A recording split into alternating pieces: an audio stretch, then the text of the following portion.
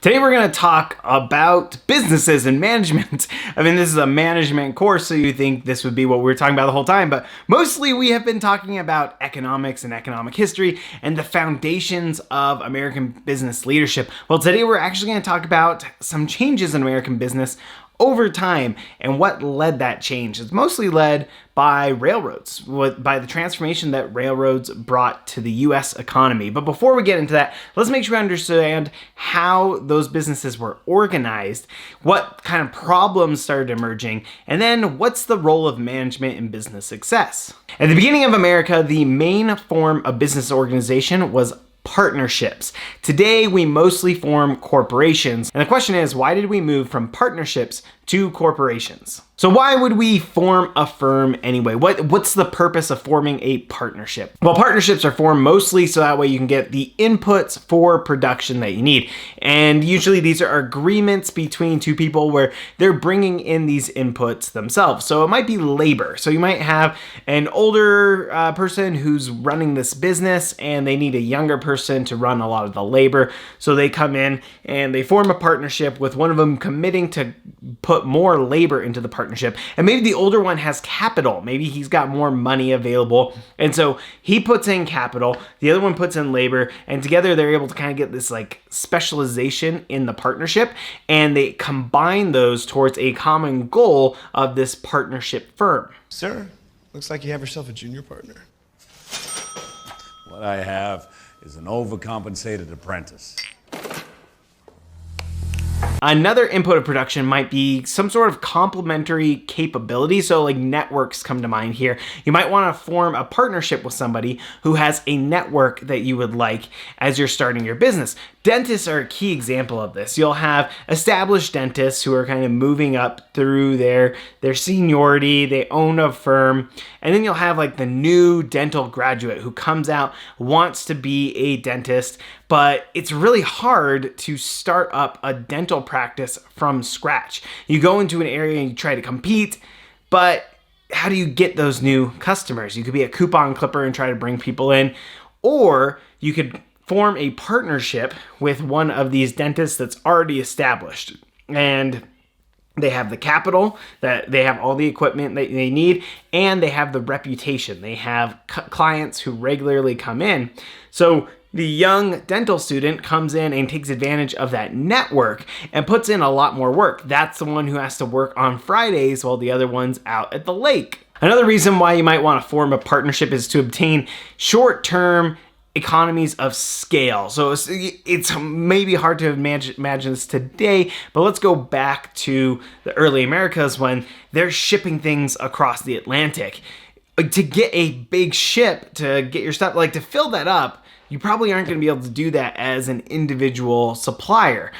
So it's going to be really expensive for you to ship your stuff across the Atlantic. But if you could form up with a couple of people who want to ship their stuff across the Atlantic, then together you could go in on this ship, you could rent it, you can hire the people, and then it comes back, and now you no longer need to be in business with these people. So the economies of scale come from the fact that it's cheaper to send a ship across the ocean if you have more people participating in it, or you have more cargo on it, because it's the same trip no matter what, if it has one box or it has a full load. So you might as well get the full load and share those costs with others.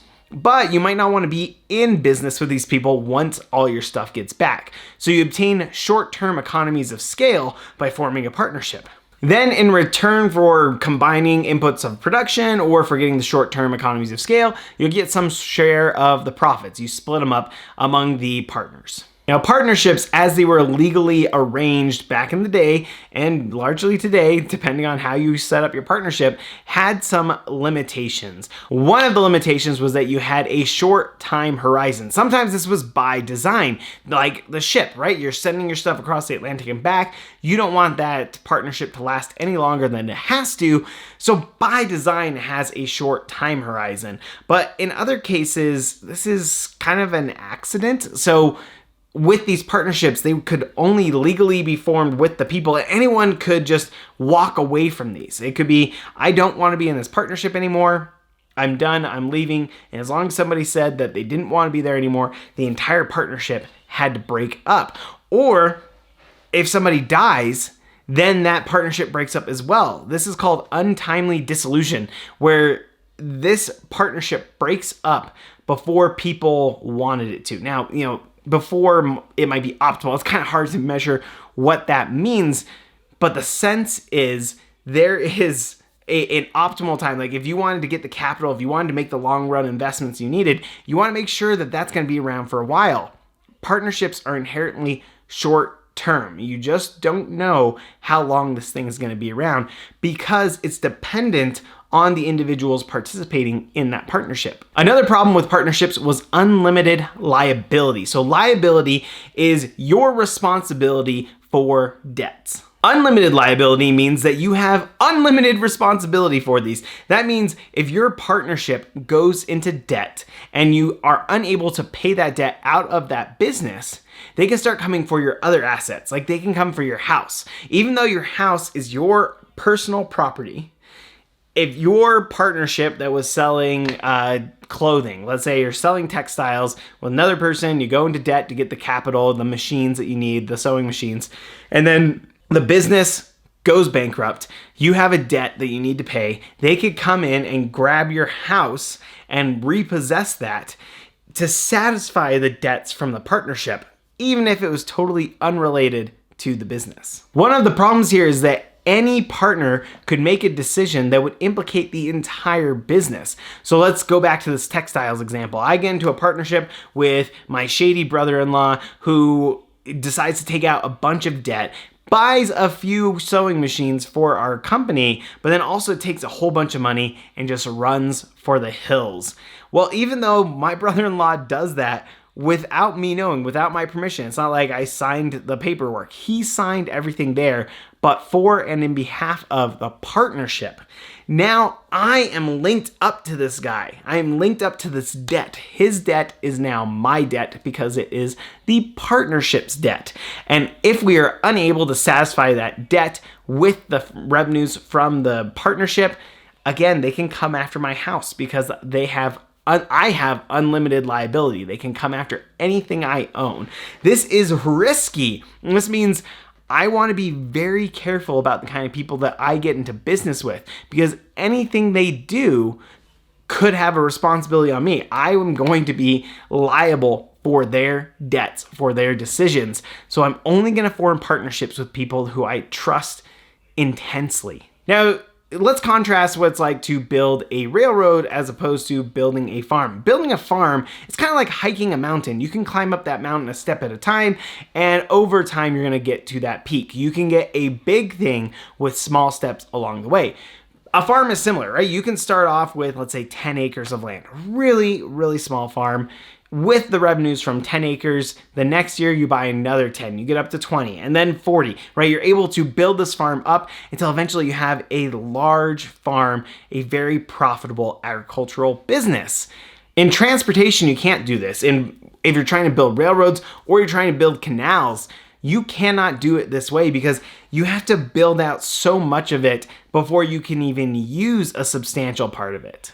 Think about the Panama Canal. You can't just build the Panama Canal halfway across and then expect to get anything out of it. The Panama Canal, if it doesn't go from one side to the other, is worthless. So you can't get any revenue until you actually complete this canal. So this is a long-term project and it has to be completed in totality before you can get it. Remember, the farms you can build up over time and you can get revenue the entire time as you're building it. With that canal, you can't get revenue until it's completed. In some cases, you might be able to get revenues. Like you could build pretty short railways that have like small connections that might be profitable. But if you want to build the kind of networks that you need to really bring that trade and connecting markets and integrating them, you're going to have to get a large network. It's going to take time to build those up. So financing these things is really difficult. Financing meaning like you need to have money to go out there and build all of this. You can't get the money as you're building it. You need to get all that money up front, build it, and then pay it off over time. Now you can see where partnerships are going to be a problem here. Remember, partnerships are not supposed to last a long time. And even if you think that they're going to last for a long time, in a time when you have high mortality rates, they could end at any time. So if you try to raise all this financing and then suddenly the partnership goes defunct before you finish the railroad and you pay that back, it's going to be really hard for someone to have trust investing in you. Similarly, on your own side, it's going to be hard for you to get into all this debt if you're not sure when this project's going to be completed, or if this partnership fails and they start coming for your house. Partnerships were just not well built for a transportation company. Now, this is where corporations come in. Mitt Romney is the current senator for Utah and was a 2012 presidential candidate. In 2011, while he was campaigning, he famously said, "Corporations are people too." Now, he was widely criticized for this, but he actually had a point here. Corporations actually are legally people. When you form a partnership, that thing can only exist as long as the connections between people exist. As long as that connection between you and your business partner exists, that partnership exists. If one of you dies or one of you just decides to leave, the partnership immediately dissolves. Well, with corporations, that's different. When a mommy business partner and a daddy business partner come together and they want to make a business, they can form a corporation. It will be a different entity. It's embodied in a different legal entity. That's what corporation means, right? It's become a body, a separate thing from the people who created it. So you have this corporation that exists separately from the people who formed it. Well, what are the benefits of forming this corporation? Well, one of them is that it overcomes that short-term horizon, right? Because it exists separately. If somebody dies in this corporation, doesn't matter because it's a separate entity. And so you don't have this untimely dissolution. This thing is going to exist for a while, and that gives people confidence when you want to finance it. And then speaking of financing, a second benefit is that you have limited liability. Now remember, unlimited liability is that when you have debts, they can come after any asset you own to try and satisfy it, right? It's unlimited their reach.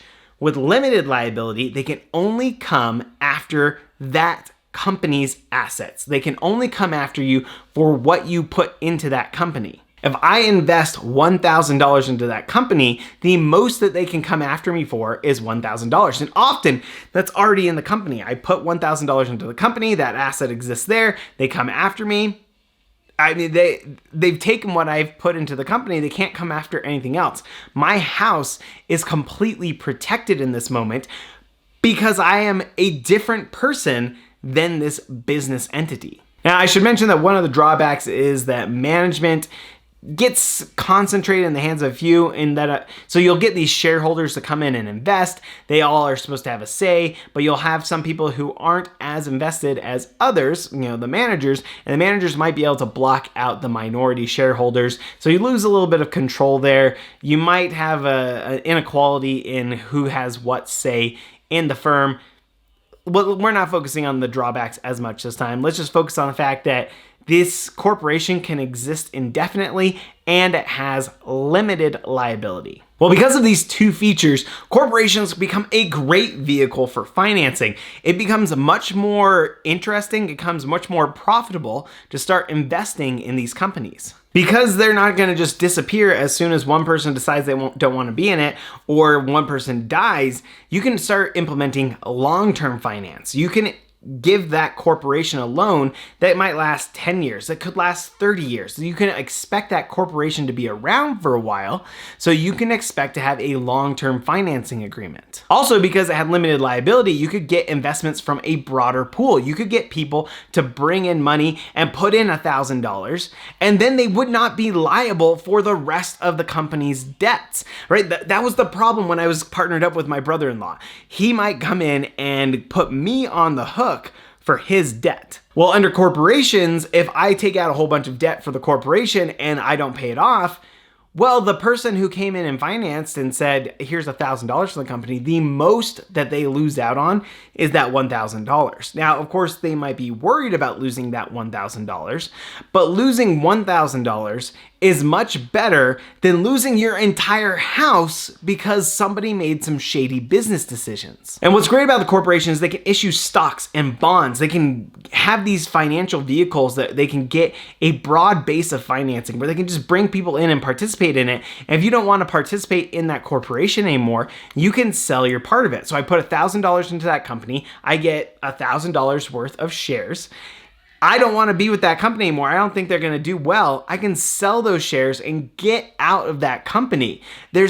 Becomes this really nice financial structure behind corporations. And that's why we see this massive shift from partnerships to corporations when the corporate form is introduced. In fact, these corporations bring on the stock market. If you go back and look at the New York Stock Exchange, you'll see that when it started, most of the companies here were railroad companies, and those railroad companies were all corporations. They were trying to finance these big projects, and it became this great opportunity to finance these things that they wouldn't have been able to do beforehand.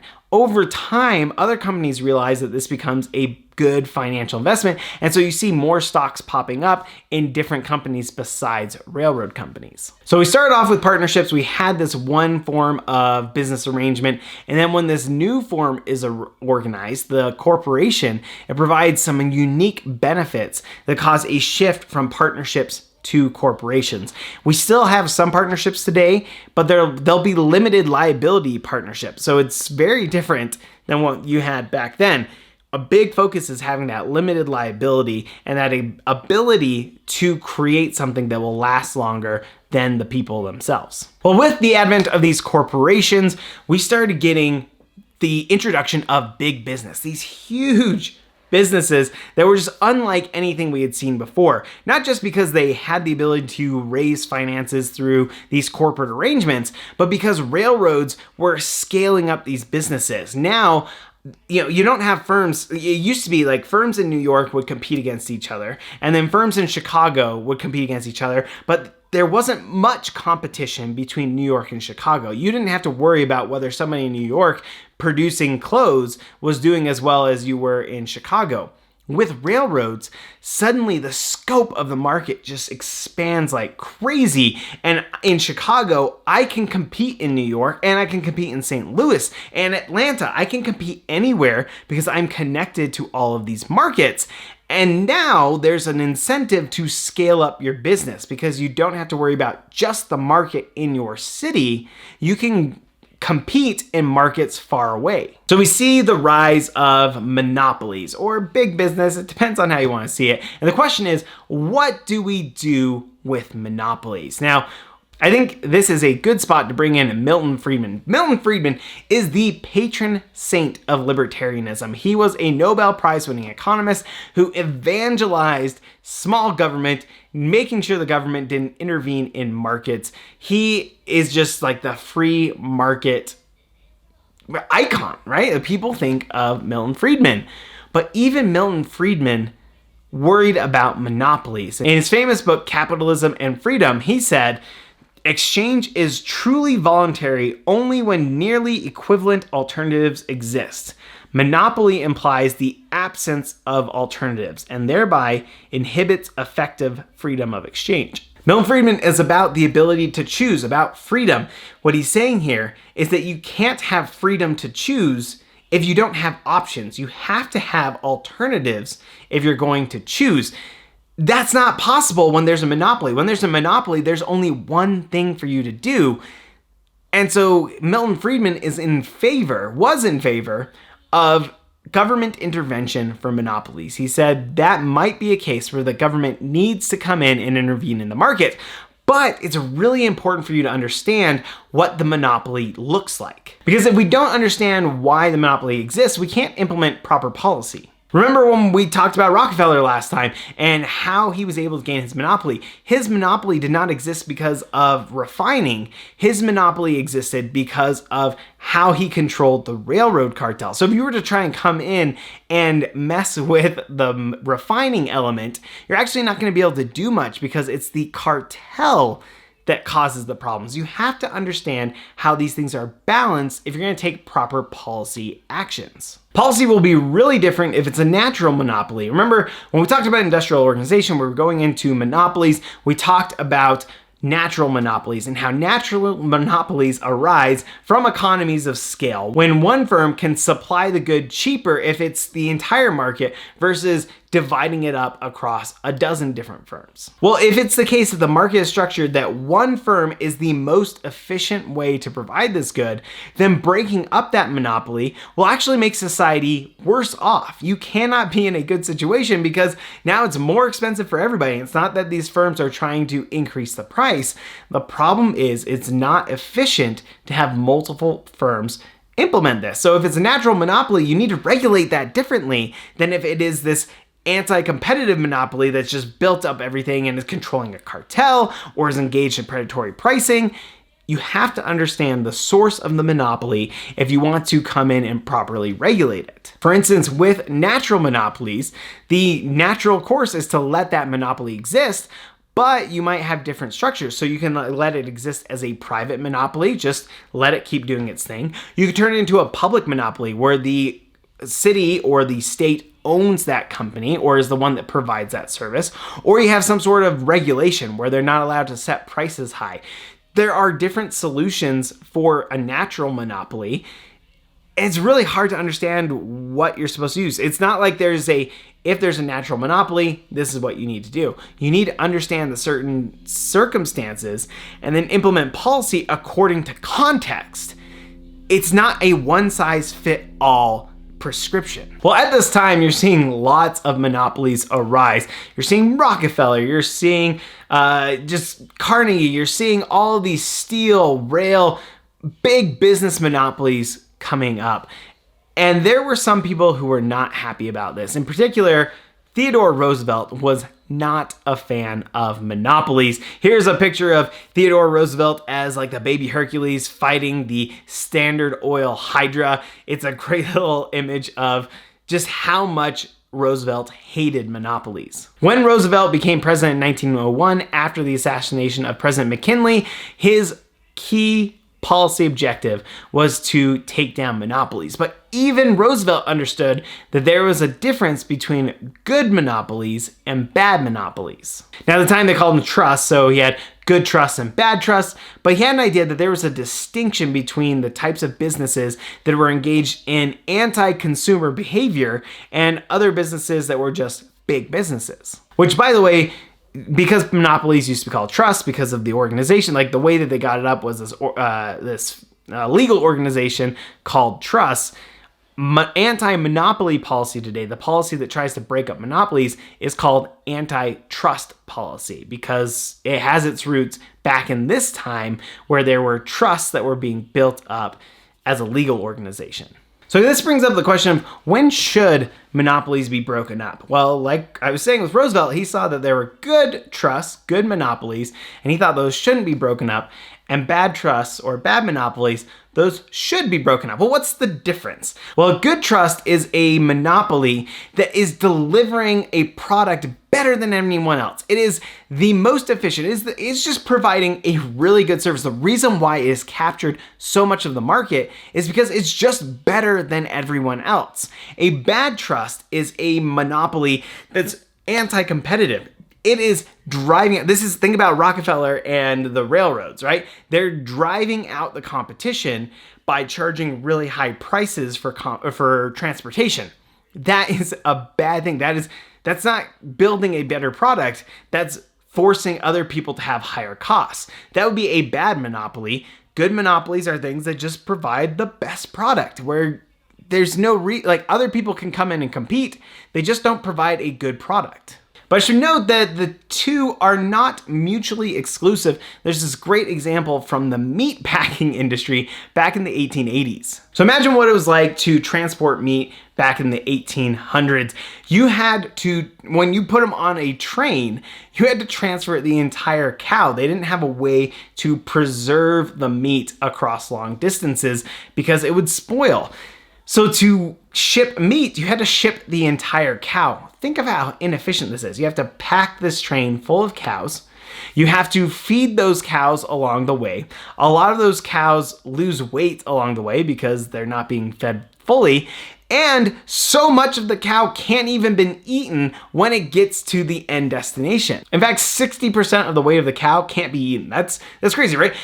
Only 40% of the thing you're shipping has value, and yet you don't have any other solution. You have to send this whole cow.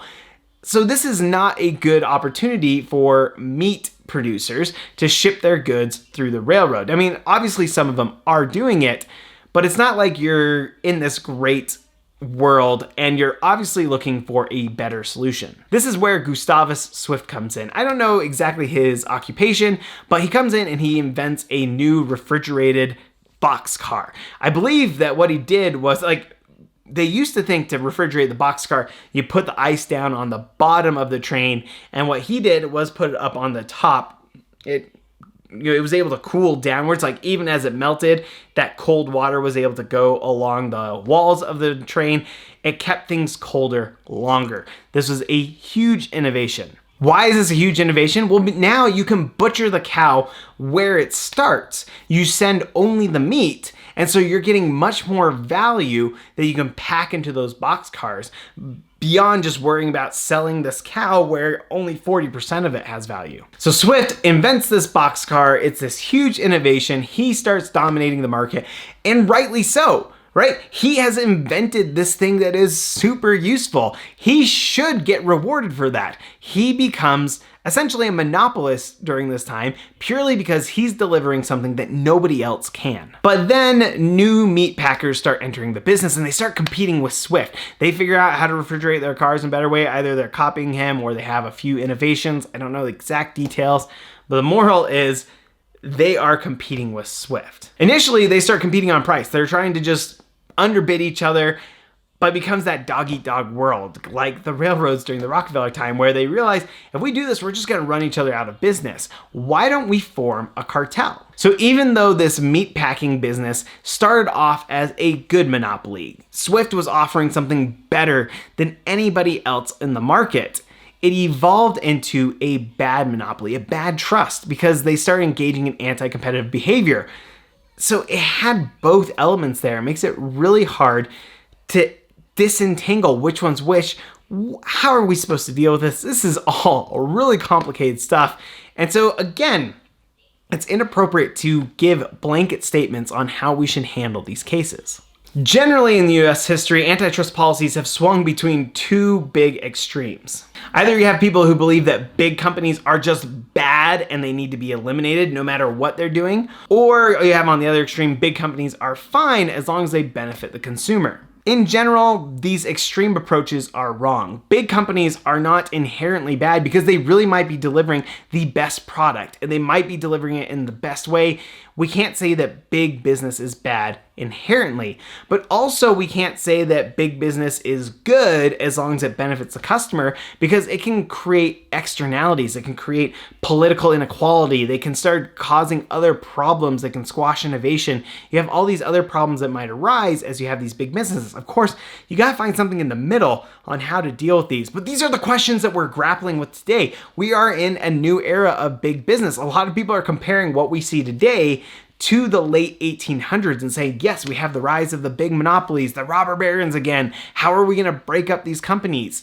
Well, the question is, do they need to be broken up? How do we best handle this? What are we supposed to do in these situations? I don't have the answers to this, but it's interesting that we can see this in history and how we're playing it out again today. For this last part of the lecture, let's move into management. We're going to kind of move outside the United States because there's some really cool stuff. And we're going to actually skip forward in time as well. But I really want to show you some of these cool results that we can see. But let's take a step back and think about why management might be important. Remember, railroads are expanding businesses at this time. They're able to achieve scales previously unheard of. But with scale comes these problems. You have logistical challenges. You have the problem that you have customers out in the West and the North and the South. How do you meet the needs of these different regions? It becomes a big logistical issue. And it's not just the logistics. You have to make like really rapid decisions. You have to figure out how you're going to coordinate production. You have to address these problems. It becomes something that we hadn't seen before.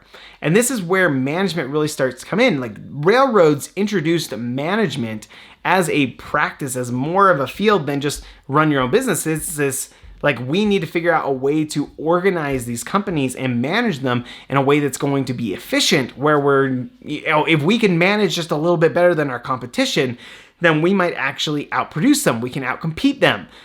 And the question now is management actually valuable? Because the joke in the United States is often like, management is just so bad. We have so many things that make fun of management and show how ineffective management is.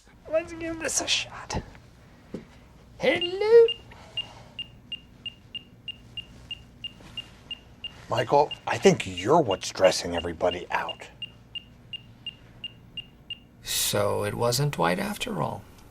Looks like I am the killer. Never expect that you're the killer. It's a great twist. So the question is, was American management actually ineffective, as the jokes say, or is there evidence that management actually helped American economic development? Well, this is where we're jumping across the ocean and forward in time. We're going to look at Italy after World War II, because after World War II, America implemented the Marshall Plan to try and help these countries recover from World War II. During the first months of the Marshall Plan, the US sent some consultants over. I mean, I'm calling them consultants, but whatever. They sent some people over to Italy and they observed the firms, and they just were unimpressed. This was just a scale of, these firms do not know how to run. They do not implement best practices. They're totally unorganized. These are just poorly run firms. And if we can just get them to adopt better management practices, they could be more productive in Italy. Okay, these are Americans going to Italy making these observations. So the US starts up a productivity program. This is called the US Technical Assistance and Productivity Program. It's basically consulting for Italian firms. We're gonna bring managers from Italy and let them observe US firms and see how productive these firms are. And then we're gonna send consultants out there to show them how they can improve their own firms. It's a management training program. So this program was piloted in 5 regions, and they got something like 3,600 applications to be a part of this program. But then, because of the Korean War, the budget was cut, and they couldn't actually go out to all 5 regions. So here's a map of the 5 regions on the left where they were planning on entering, and then on the right, you can see where they actually entered. They chose one region from each of the 5, and the other ones were excluded from participating in the program. Now, this was after applications had gone in. So there were firms in these areas that were excluded that had already asked if they could be part of the program. Well, remember our lecture on railroads and causality. If we want to understand causality, we need a counterfactual. We need a way to understand what firms would have been like if they had not participated in this program. Well, this setup helps us do this. Now we have firms that are essentially randomly selected to participate in these programs, and others that are randomly excluded. And so we can go within these regions and say, well, these firms are pretty similar. They wanted to participate in this program. They wanted to improve, but some of them were just excluded because of these budget cuts, and others were included because they got the luck of the draw. So what did these programs look like? Well, first they start off in this, they're very comparable. Like, this line right here is showing the difference in productivity between these firms. And right here at 0 means that they are right in line. They are equally productive for years before this program starts. But what happens after the program arrives? You see this massive increase in productivity. The firms that got the management training become much more productive than the ones who were excluded. What's amazing is that this lasts for a long time. That management productivity, the gains that they got from consulting with American companies and learning American management practices, persist for years. There's lots of other evidences from this paper. I'm not going to go into all of them. But this shows us, looking at these Italian firms, that American management practices actually made firms more productive. Even though we have this joke that it's terrible to be around managers, it turns out American productivity has a lot to attribute to managers. And so it could be that American management practices had a large impact on American economic development. And generally what we're seeing is American business practices were very different and evolved to be much more productive than we see in other countries.